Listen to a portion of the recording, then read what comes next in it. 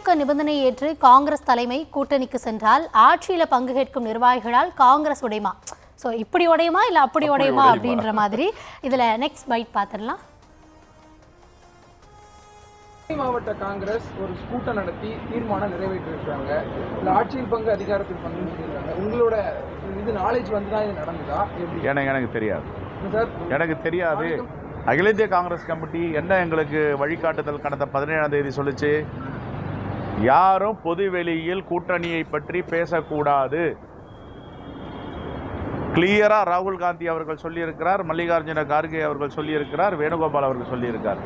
இப்போ ராகுல்ஜியை விட மல்லிகார்ஜுன கார்கேயை விட யாராவது பெரியவங்க இருக்கிறாங்களான்னு எனக்கு தெரியல. நான் அகில இந்திய காங்கிரஸ் கமிட்டியுடைய வழிகாட்டுதலை மதிப்பவன். அகில இந்திய காங்கிரஸ் கமிட்டி என்ன சொல்லுதோ அது அந்த வழிகாட்டுதலில் இங்கே அரசியல் பாயிண்ட் தான் தொடர்ந்துட்டு இருக்கும். அதுக்கு மேலே யாருன்னா பெரியவங்க இருக்காங்கன்னா எனக்கு தெரியல. நம்பர் 1. நம்பர் 2, 5 நபர் கமிட்டி திரு கிரீஷ் சோடங்கர் தலைமையில் நியமித்திருக்கிறார்கள்.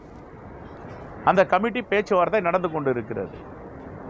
ஓகே, இதுதான். துணை நிற்கிறோம் சொல்றாங்க. ஆனா நாடாளுமன்றத்துல வெளியில வந்ததெல்லாம் நாங்க தான், திமுக வரல அப்படிங்கறத மாணிக்கம் தாக்கூர் சொல்லியிருக்காரு. அவர் சைடுல இருந்து சொல்லக்கூடிய கருத்து ஏற்றுக்கொள்ளக்கூடிய வகையில் தானே சார் இருக்கு. ஒரு நிமிஷம். அது எங்க அகில இந்திய தலைமை பேசும். பொதுவெளியில இங்கெல்லாம் பேசக்கூடாது. இந்த மாதிரி மாணிக்கம் பொதுவெளியில பேசக்கூடாது சார். என்னை பொறுத்த வரைக்கும் யாரும் பொதுவெளியில் பேசக்கூடாது. அகில இந்திய காங்கிரஸ் கமிட்டி தலைமையும் எதான் சொல்லியிருக்காங்க, மாநில தலைமையும் எதான் சொல்றோம். பொது வெளியில பேசுறதுக்கு என்ன இருக்கு? இவ்வளவு காலம் பேசாம இப்ப தேர்தல் நடக்கும்போது எதுக்கு இதெல்லாம் பேசணும்? செல்வ பெருந்தகை எப்பயும் இந்த பேச்சு எல்லாரப்பெல்லாம் அவருடைய பதில் இதுவா தான் இருக்கு. அதே மாதிரி ஒரே மாதிரி, ஆனா ஒரே மாதிரி இல்லைன்றத இப்ப பிரச்சனையே. ஆமா. அடுத்து எம்பி விஷ்ணு பிரசாத் என்ன பேசியிருக்காரு? ஒரே குரலாக இருக்க வேண்டும்.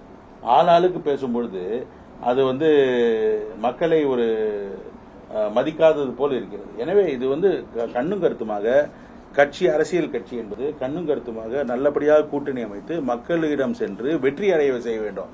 அதன் மூலம் மக்களுக்கு நல்ல பல திட்டங்களை கொண்டு வர முடியும். அதனால்தான் ஆட்சி அதிகாரம் வேணும். அந்த ஆட்சி வேண்டும், அதிகாரம் வேண்டும் என்று சொன்னால் நாம் நல்லபடியாக செஞ்சு நல்ல முறையாக மக்களுக்கு மதிப்பளித்து அவர்கள் உணர்வுகளை புரிந்து கொண்டு வெளியில பேசுறது ஈஸி. ஆனா வெளியில பேச நம்மளுடைய தலைமையிடம் நாம் என்ன வேணா சொல்லலாம்.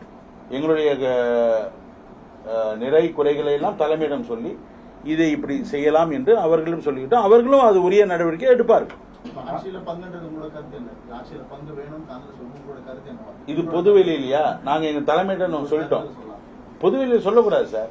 எங்க தலைமை இன்ஃபேக்ட் ஒரு 10 நாள் முன்பு ஆல் இண்டியா காங்கிரஸ் கமிட்டியில மீட்டிங் போட்டு பொதுவெளியிலே யாரும் எந்த விதமான கருத்துக்களையும் கூட்டணி சார்பாக பேசாதீர்கள் சொல்லிவிட்டார்.